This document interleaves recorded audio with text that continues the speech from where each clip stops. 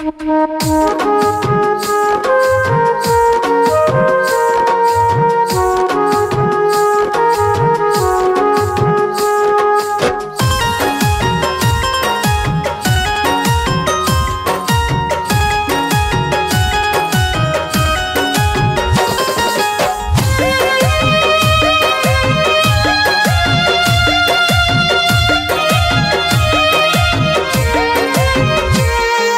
साफ करके आया यीशु तेरे शरण में।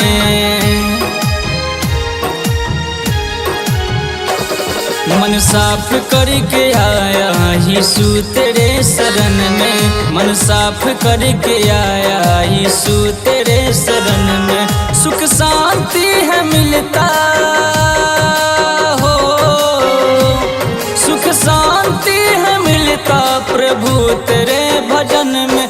मन साफ करके आया यीशु तेरे शरण में। मन साफ करके आया यीशु तेरे शरण में।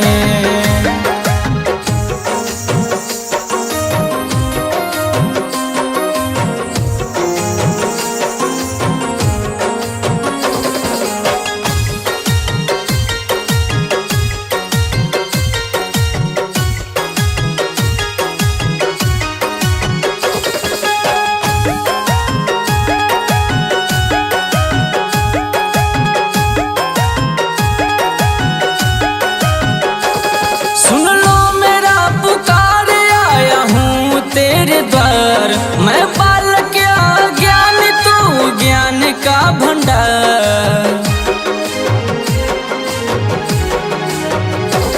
सुन लो मेरा पुकार, आया हूँ तेरे द्वार। मैं बालक अज्ञान, तू ज्ञान का भंडार।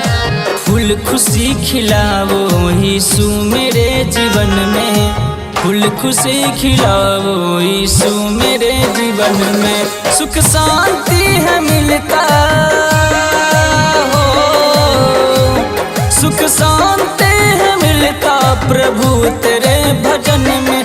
मन साफ करके आया यीशु तेरे शरण में। मन साफ करके आया यीशु तेरे शरण में।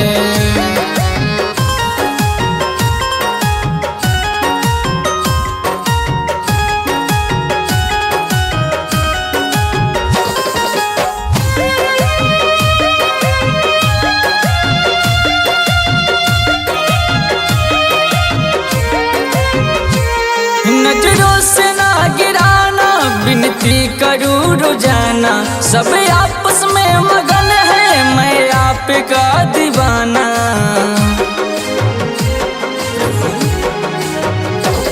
नजरों से ना गिराना, विनती करूँ रोजाना। सब आपस में मगन है, मैं आपका दीवाना।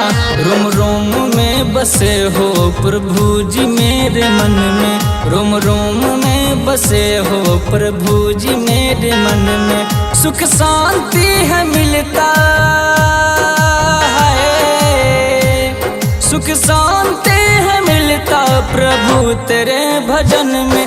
मन साफ करके आया यीशु तेरे शरण में। मन साफ करके आया यीशु तेरे शरण में।